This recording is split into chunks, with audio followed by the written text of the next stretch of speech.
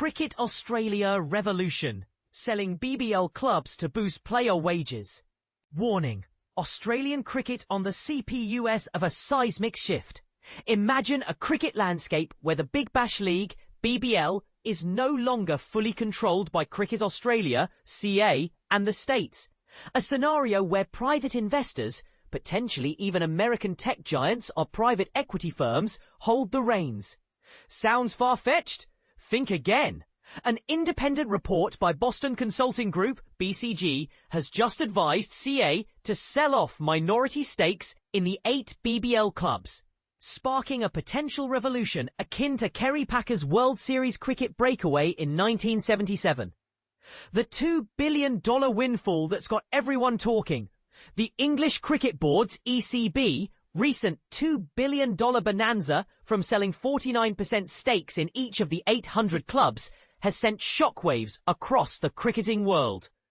The BCG report suggests CA could capitalise on this global trend of private investment in franchise leagues.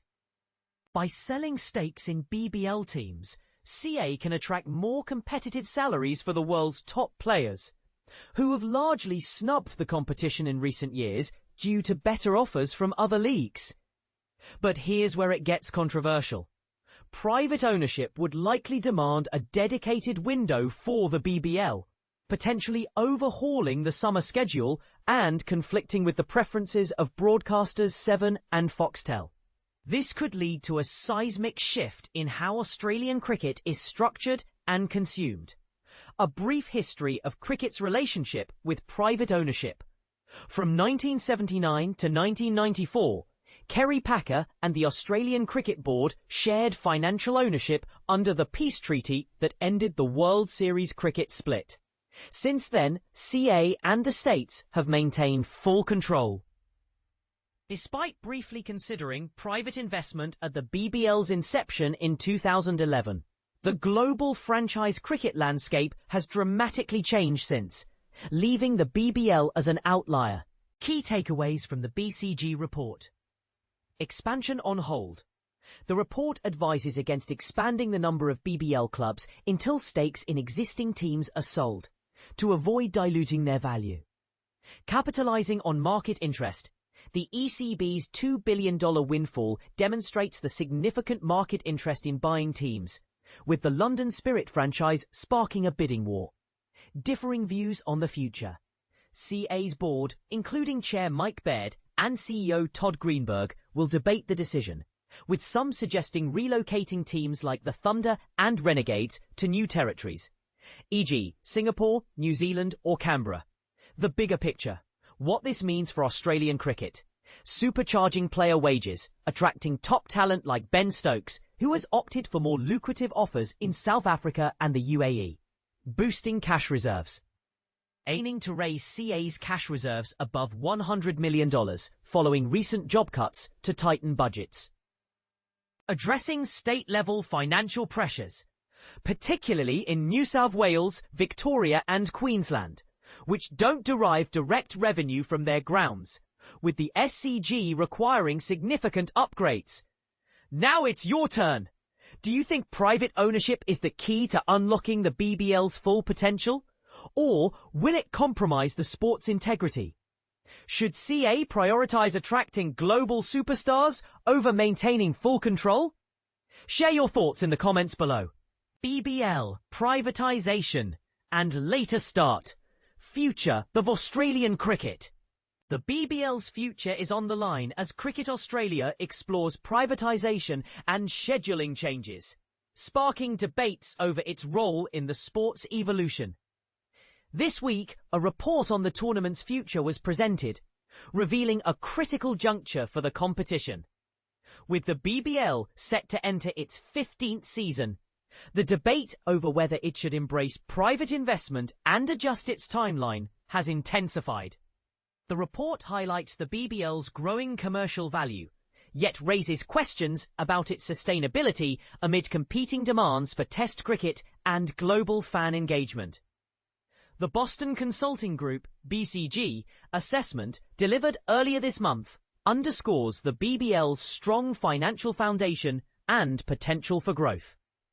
Todd Greenberg, Cricket Australia's CEO, emphasised that the report validates the BBL's achievements, but stressed the need to prioritise its prominence in the sport.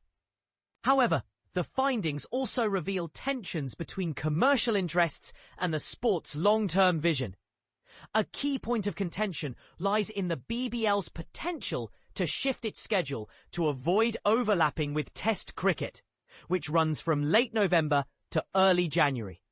While this would reduce conflicts with the Ashes tests, it could complicate the calendar further.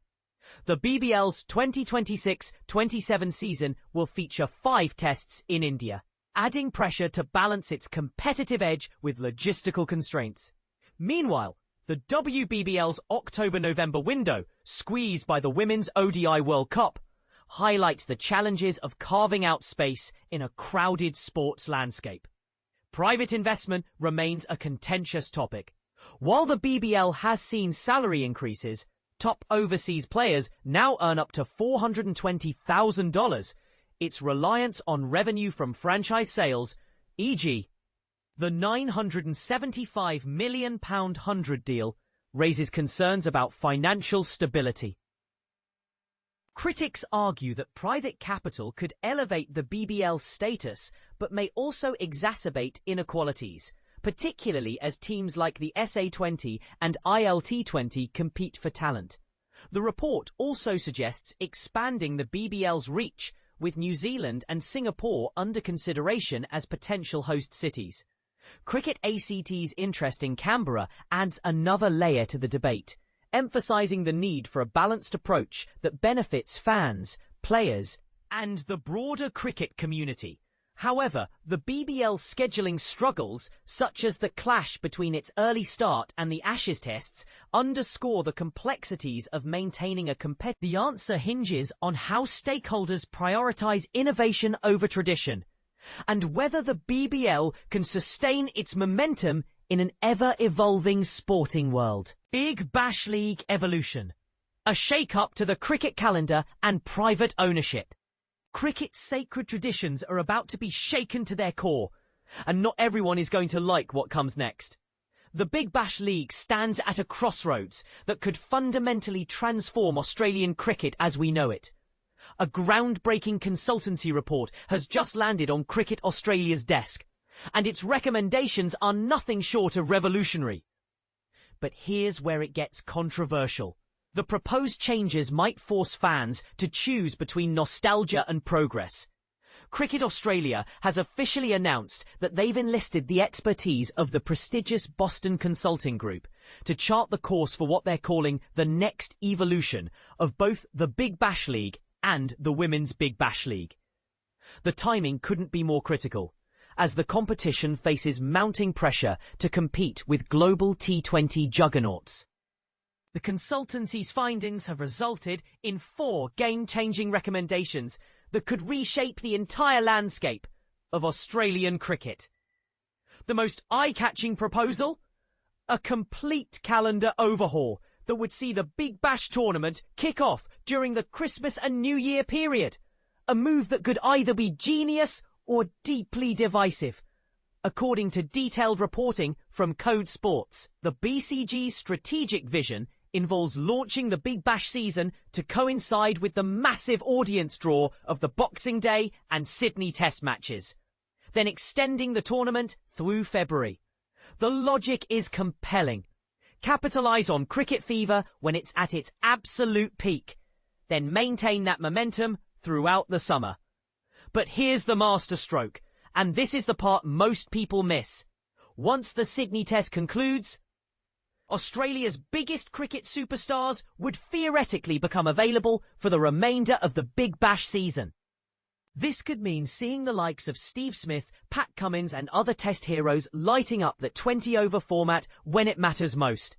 Of course, there's a significant obstacle lurking in the background.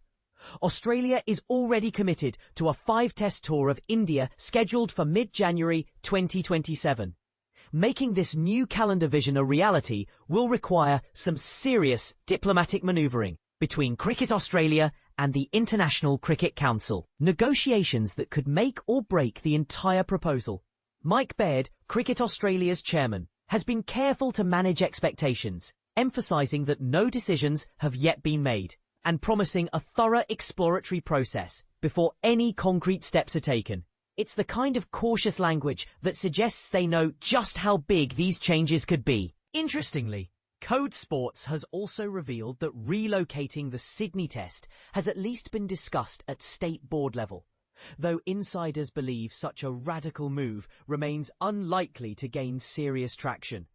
Still, the fact that it's even being whispered about shows just how comprehensive this review has been. So how exactly would Cricket Australia convince their Test superstars to embrace this new vision? The answer lies in the second major recommendation. A substantially increased salary cap. This financial boost wouldn't just benefit local talent. It's specifically designed to attract the world's premier T20 players, potentially transforming the BBL into a truly global spectacle. And this is where things get really interesting. The report has also urged Cricket Australia to seriously explore alternative forms of investment and ownership, including the possibility of private ownership. For cricket purists, this might sound like heresy, but it's exactly the model that has propelled competitions like the Indian Premier League, South Africa's SA20 and England's The 100 to unprecedented heights. Speaking of The 100, it recently generated over $2 billion through franchise stake sales, a figure that surely caught Cricket Australia's attention. The potential for similar financial transformation in Australia is tantalising, but it would represent a fundamental shift from the current model where Cricket Australia and the States maintain ownership. The remaining two recommendations focus on potential expansion opportunities and exploring different operational and administrative frameworks, changes that could further align the BBL with international best practices. Currently, the Big Bash operates under joint ownership between Cricket Australia and the state cricket associations. The strategic direction outlined in the BCG report was presented during a video conference on Monday afternoon, with all 6 state chairs joining Mike Baird to review the findings. Baird has committed to maintaining close collaboration with states, territories, Big Bash clubs, players and broadcast partners as they evaluate each recommendation's potential value and impact. His emphasis on stakeholder consultation suggests Cricket Australia understands the delicate balance required to implement such sweeping changes. It is very important to understand that no decisions have yet been made, and that any action taken will be for the benefit of the BBL, WBBL, fans and Australian cricket more broadly, Baird stressed, adding that improvements would include providing strong benefits across the game, including investment in participation initiatives and player development. CEO Todd Greenberg acknowledged that while the BBL has already set the standard in Australian sport for innovation and fan engagement, Cricket Australia recognises the need for continuous evolution to ensure the league remains among the world's top sporting competitions. We will now undertake an exploratory process of the recommendations in this report to ensure any action we take achieves this potential and is in the best interests of Australian cricket and cricket fans, Greenberg explained. But here's the million-dollar question that's going to divide cricket fans across the country. Are these changes a necessary evolution to keep Australian cricket competitive on the global stage? Or are they a dangerous departure from the traditions that make cricket special? The proposed Christmas launch could clash with family traditions and holiday plans. Private ownership might prioritise profit over passion. A higher salary cap could create an unsustainable arms race. Yet, without these changes, the BBL risks being left behind by more aggressive and better-funded international competitions. What do you think? Should Cricket Australia embrace this bold new vision and risk alienating traditionalists? Or should they stick with the current model and potentially watch other leagues surge ahead? Is preserving cricket's heritage worth the cost of falling behind globally? Or is progress always worth the price? Share your thoughts, because this debate is just getting started, and every cricket fan's voice matters in shaping the future of Australian cricket.